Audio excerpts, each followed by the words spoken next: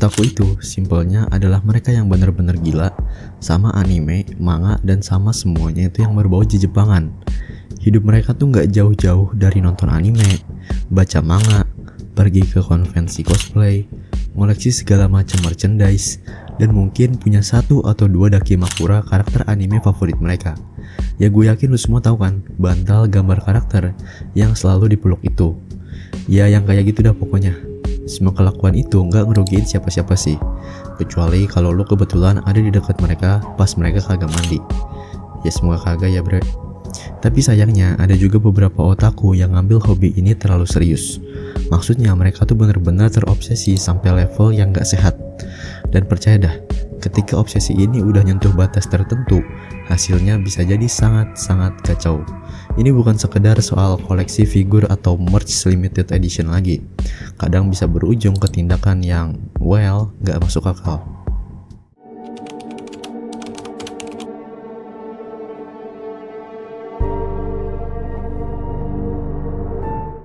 Kasus penggemar Death Note.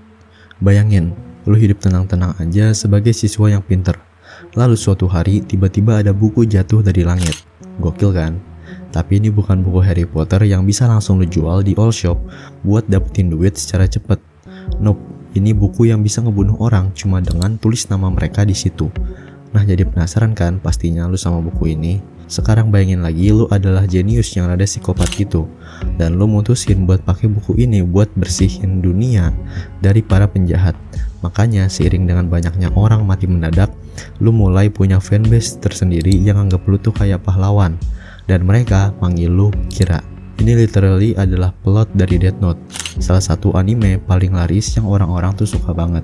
Si Light Yagami alias Kira adalah psikopat yang pinter banget, yang main kucing-kucingan sama polisi sambil ngebantai para kriminal. Emang gue tahu rada aneh ya, tapi emang banyak orang yang suka banget sama karakter jenius gila kayak gini. Dan gue juga gak bohong kalau ternyata ada kasus beneran yang terinspirasi dari anime ini. Dan kejadiannya tuh di Belgia bre, tahun 2007. Jadi ceritanya gini, tanggal 28 September 2007, sekitaran jam 6 sore gitulah, ada 2 orang pendaki yang lagi asik-asik jalan di taman. Tiba-tiba mereka nemu mayat, atau ya potongan mayat lah lebih tepatnya, dan 2 kaki manusia di situ. Siapa coba yang gak langsung panik? Gak ada petunjuk, gak ada barang-barang yang bisa ngenalin siapa itu mayat. Tapi bentar dulu, ada plot twist nih.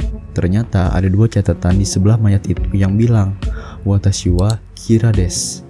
Yap, itu adalah bahasa Jepang yang inti artinya gua kira. Sekarang lu ngerti kan kenapa orang-orang tuh langsung pada heboh. Ini bukan sekedar kasus pembunuhan biasa bre. Ini benar-benar ada nuansa Death Note-nya banget. Yang lebih absurd lagi, polisi Belgia tuh nemuin jejak yang ditinggalin pelaku, yaitu berupa garis beras sepanjang 160 meter. Beras bre. Dan itu nggak arah ke simbol yang katanya sih dari bahasa Jepang, tapi nggak ada yang benar-benar paham artinya. Ini udah makin absurd aja sih. Polisi bener-bener clueless, nggak ada petunjuk. Mereka sampai nyimpulin kalau mungkin mayatnya tuh udah beberapa hari pas ditemuin, atau mungkin dibekuin di freezer dulu. Bagian paha sama kantong anunya dipotong dengan presisi yang bikin orang mikir kalau ini mungkin mahasiswa kedokteran yang emang gila dan nyolong mayat buat praktek mereka belajar. Tapi ya nggak ada sih yang lapor kehilangan 1 mayat pun. Jadi polisi masih stuck di sini. Lalu media pun meledak. Spekulasi liar bermunculan. Ada teori yang bilang mungkin ini ulah mahasiswa kedokteran karena ya presisinya itu.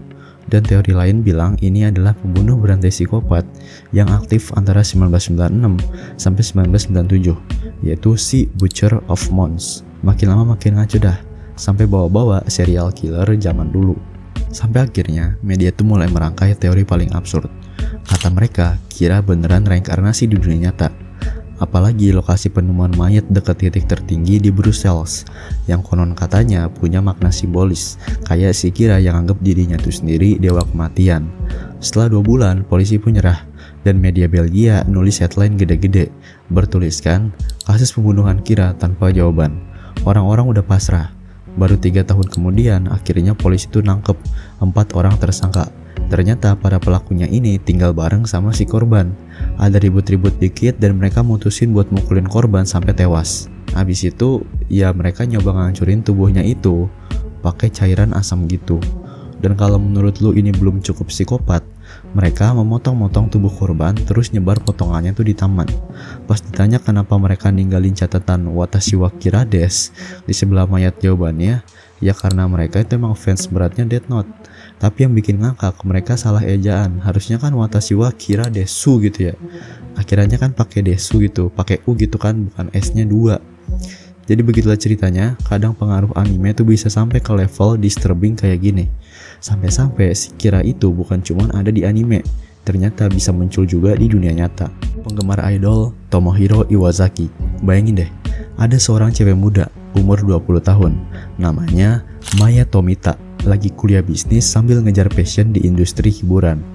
Ya gitulah hidup di Jepang. Punya impian jadi artis tuh bukan sekedar mimpi doang.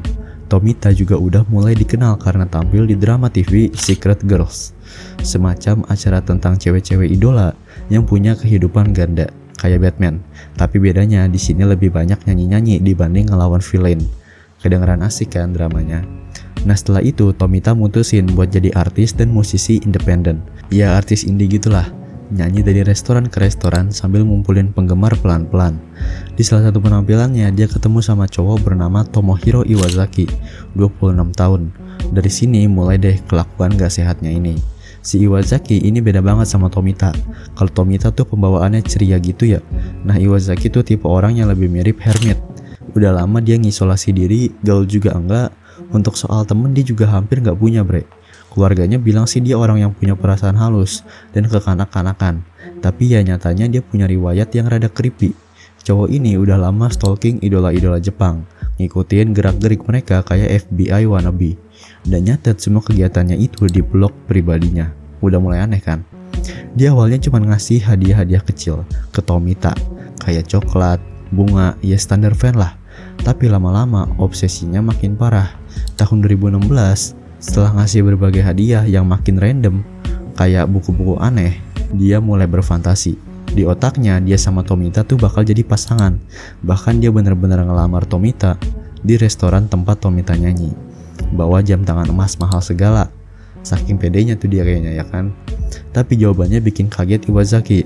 Tomita yang selama ini tetap sopan-sopan aja tentu aja nolak lamaran absurd itu. Mereka bahkan gak pernah ngobrol serius bre. Tapi demi menjaga hubungan baik sama fans, Tomita ngasih akun Twitternya ke Iwazaki biar bisa tetap ngikutin aktivitas dia. Ya gimana lagi gitu kan, bagi Tomita sih itu kayak sekedar formalitas saja. Tapi di kepalanya Iwazaki itu udah kayak lampu hijau buat hubungan spesial mereka. Setelah itu Iwazaki mulai spam akun Twitternya Tomita. Gak cuma dia tapi juga teman-temannya si Tomita. Lu bayangin ratusan pesan masuk. Mulai gak sehat nih sampai akhirnya Tomita gak tahan lagi. Dia mutusin buat ngeblok Iwazaki di Twitter dan ngembaliin semua hadiahnya, termasuk si jam emas itu. Nah disinilah titik baliknya. Si Iwazaki tuh ngerasa dihianatin dan mulai ngirim pesan ancaman ke Tomita. Dia bahkan minta semua hadiahnya tuh balik, termasuk coklat men. Segitu petinya gitu loh bre. Kalau udah ngasih ya udah anjir.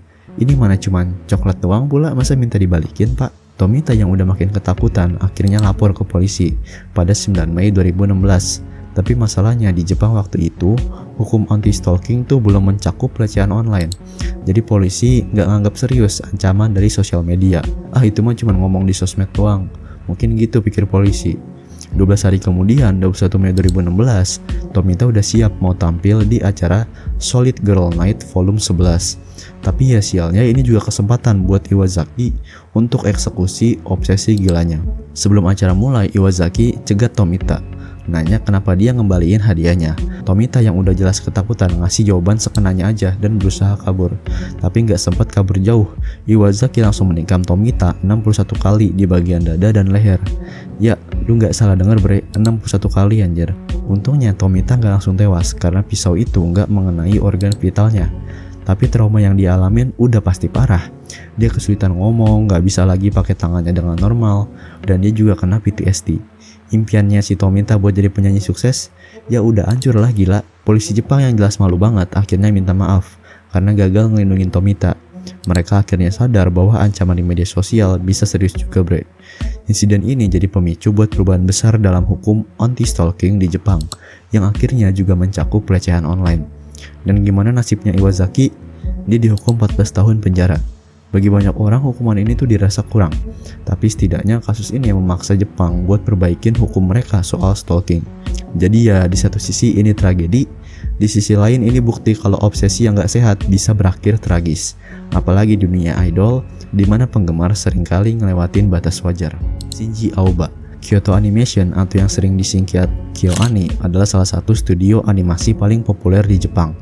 Mereka ngeluarin banyak anime yang terkenal, kayak K-On!, Koe no Katachi, Free, dan masih banyak lagi. Studio ini punya beberapa cabang, tapi kisah tragis kali ini berpusat di Studio 1, gedung yang khusus buat produksi animasi mereka. Semua berawal di tahun 2018, pas Kyoto Animation tiba-tiba tuh mulai dapet banyak pesan kebencian. Awalnya sih cuma ancaman biasa, kayak hinaan dan fitnah, tapi lama-lama ancamannya kok makin serius, bahkan nyebut nama-nama staf yang kerja di sana. Kondisi ini makin memanas sampai Oktober 2018, dan perusahaan pun lapor ke polisi.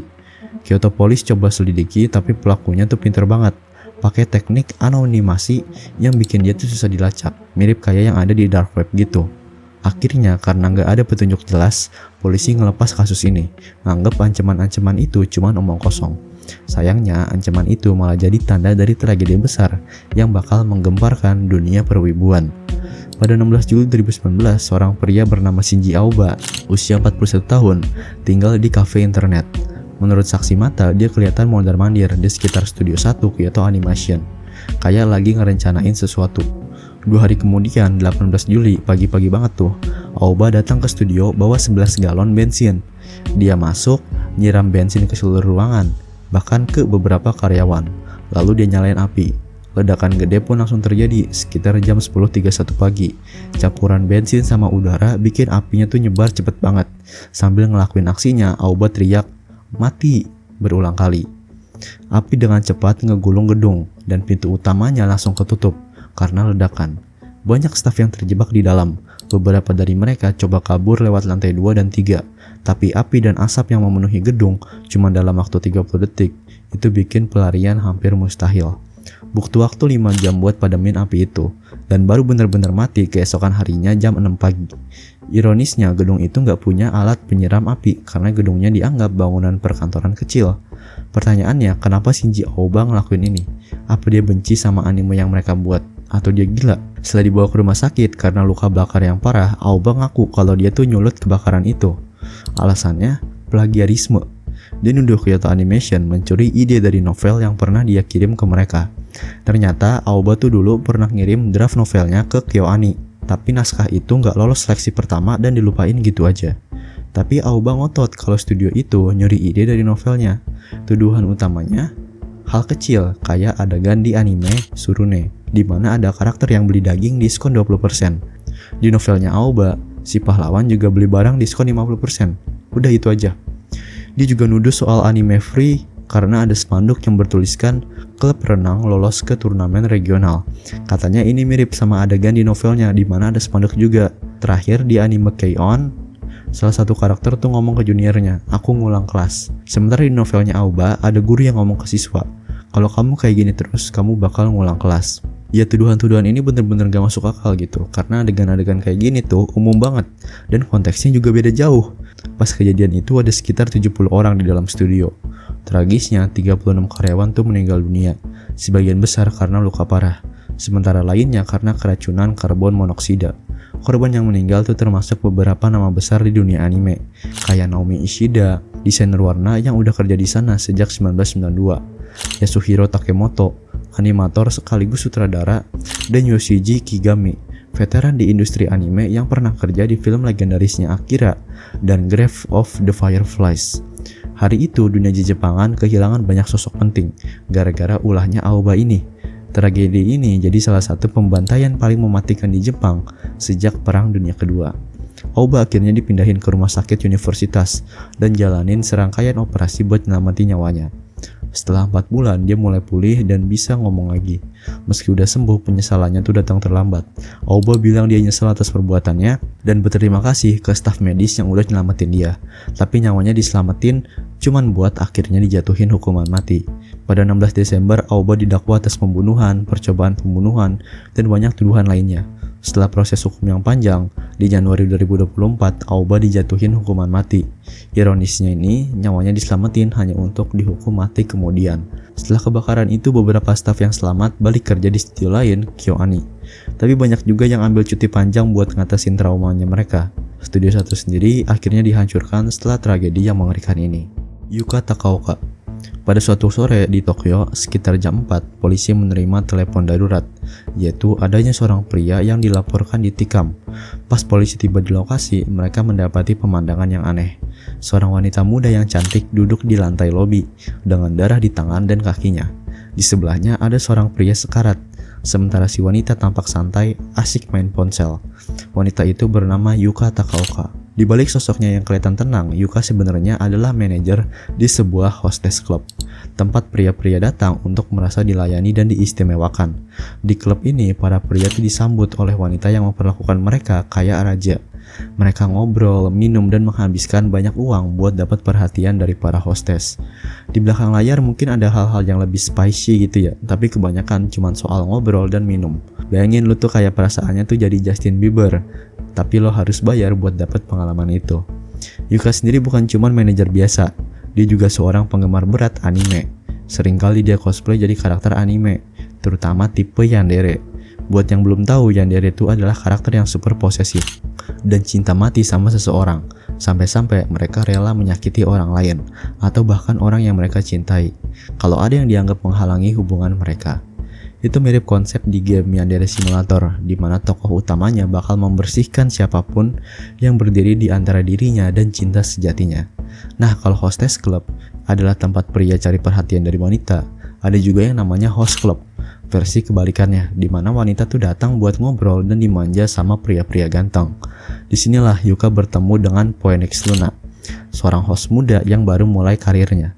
Meskipun baru, Luna dengan cepat naik peringkat jadi salah satu host paling populer. Dari peringkat 4 dia naik ke 3 sampai akhirnya jadi nomor 1. Meski nggak kaya, Luna berhasil menghasilkan cukup uang buat hidup nyaman. Satu malam setelah merasa lelah dengan pekerjaannya, Yuka pergi ke host club tempat Luna bekerja. Ada sesuatu tentang Luna yang bikin Yuka tuh tertarik, dan dia pun memilih Luna buat nemenin dia malam itu. Setelah malam yang seru, Yuka pulang. Tapi pikiran tentang Luna gak bisa hilang dari benaknya. Yuka mulai datang lagi dan lagi ke klub itu, jadi makin sering banget. Setelah bertahun-tahun cuma nabung, Yuka punya banyak uang buat dihamburkan. Dia mulai habisin sekitar $10.000 per bulan hanya buat Luna. Sampai akhirnya Luna jadi host nomor 1 di klub. Di kepala Yuka, dia ngebangun fantasi tentang mereka berdua. Ngebayangin kalau terus-terusan ngeluarin uang buat Luna, mereka tuh bakal bisa hidup bareng kayak pasangan beneran. Yuka bahkan nyewa apartemen dekat klubnya si Luna dengan harapan mereka tuh bisa tinggal bareng suatu saat nanti. Tapi disinilah sisi yandere Yuka tuh mulai muncul. Dia jadi sangat posesif dan cemburu sama pekerjaan Luna. Yuka minta Luna ngelapor setiap kali dia ketemu wanita lain di klub. Meskipun mereka nggak dalam hubungan romantis, Luna setuju aja. Pada 23 Mei 2019, Luna ngasih tahu Yuka bahwa dia tuh bakal ketemu wanita lain untuk urusan kerja. Walaupun ini sesuai dengan apa yang Yuka minta, dia marah besar. Yuka mulai merencanakan sesuatu yang ekstrim. Dia pengen bunuh diri dan bawa Luna bersamanya. Kayak kisah Romeo dan Juliet yang tragis. Pagi dini hari, sekitar jam 3.50, Yuka melancarkan aksinya. Setelah memastikan Luna tertidur, dia ambil pisau dan menikam Luna di perut. Luna yang kaget langsung berusaha kabur, tapi Yuka menyeretnya ke lobi gedung. Seorang wanita yang lewat melihat kejadian itu dan langsung menelepon polisi. Saat polisi tiba, Yuka duduk tenang di sebelah Luna yang tergeletak berdarah-darah, sambil tersenyum dan memainkan ponselnya. Setelah ditangkap, Yuka nggak melawan sama sekali. Yang bikin terkejut adalah setelah kejadian ini, Yuka malah dapat banyak fans, gara-gara penampilannya yang menarik. Bahkan setelah dijatuhin hukuman percobaan pembunuhan, dia hanya mendapat hukuman 3,5 tahun penjara pada Desember 2019. Sementara itu, Luna meskipun mengalami luka serius, berhasil pulih meski ada kerusakan hati permanen. Yang lebih mengejutkan lagi, Luna memutuskan untuk memaafkan Yuka sepenuhnya. Setelah keluar dari penjara, Yuka nggak menjauh dari sorotan. Dia aktif di media sosial, sering melakukan cosplay dan streaming game seperti Pokemon.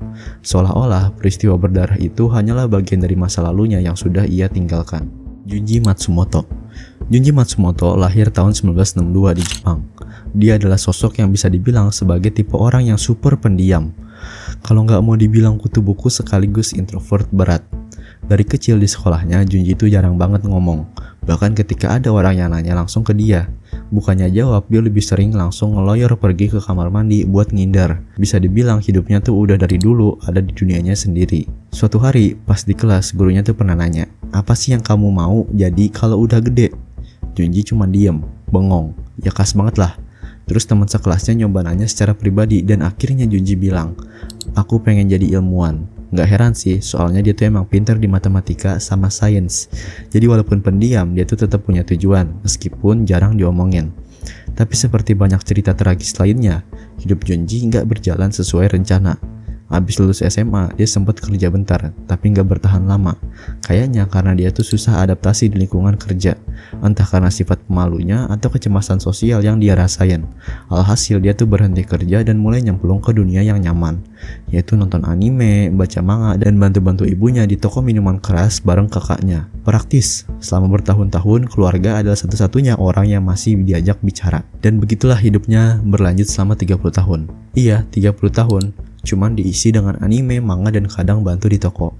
Tapi semuanya tuh mulai berubah ketika kakaknya jatuh sakit dan dirawat di rumah sakit. Ini bikin Junji dan ibunya tuh harus ngurus toko sendirian. Masalah tambah parah karena toko mereka tuh kena saingan dari toko-toko baru di sekitar. Akhirnya toko mereka pun tutup dan orang tuanya memutuskan untuk pensiun. Ayahnya, Hirokazu, yang udah masuk usia 80-an, mulai lebih banyak ngurus rumah tangga. Tapi disinilah tragedi pertama itu terjadi. Tanggal 13 Juni 2021, ayahnya mengalami kecelakaan saat naik sepeda. Dan sejak itu harus pakai kursi roda.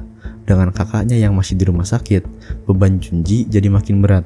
Dia sekarang harus ngurusin kedua orang tuanya full time. Junji yang terbiasa hidup dengan anime dan manga, tiba-tiba dihadapin dengan realita merawat orang tua 24/7. Dan ini benar-benar bikin dia kewalahan. Puncaknya terjadi tanggal 20 Juni 2021. Saat Junji lagi asik nonton anime favoritnya, tiba-tiba ayahnya manggil, minta tolong buat dibantu ke toilet doang. Tapi karena lagi asik nonton, Junji ngerasa terganggu dan ngacangin permintaan itu. Ayahnya terus-terusan manggil, sampai akhirnya Junji itu bener-bener hilang kesabaran. Dengan brutal, Junji ambil kabel listrik dan mulai mencekik ayahnya. Meski ayahnya berusaha melawan, Junji gak berhenti sampai ayahnya tewas di tempat. Dan ibu Junji yang kebetulan ngelihat semua kejadian itu jadi saksi yang gak bisa dibiarkan hidup. Dengan dinginnya, Junji membunuh ibunya juga. Setelah membunuh orang tuanya, Junji menyimpan mayat mereka di kulkas bekas dari toko minuman keras mereka. Tanggal 23 Juni, dia mulai mengambil semua uang dari rekening orang tuanya dan melarikan diri, berpindah-pindah dari satu hotel ke hotel lainnya. Tapi gak lama setelah itu, kerabatnya mulai curiga karena gak bisa ngontak orang tuanya Junji. Mereka lapor polisi dan pada tanggal 28 Juni, jasad kedua orang tuanya ditemukan di dalam kulkas. Polisi langsung bergerak cepat dan berhasil menangkap Junji di sebuah hotel di Kyoto tanggal 4 Juli 2021. Diinterogasi, Junji langsung mengaku tanpa basa-basi.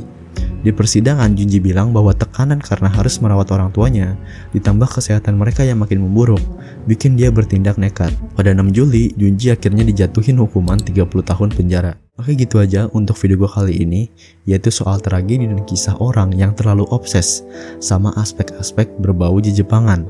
Gimana menurut kalian? Kalau kalian suka jangan lupa like, komen, dan share video ini. Sampai jumpa lagi di video berikutnya. Dadah!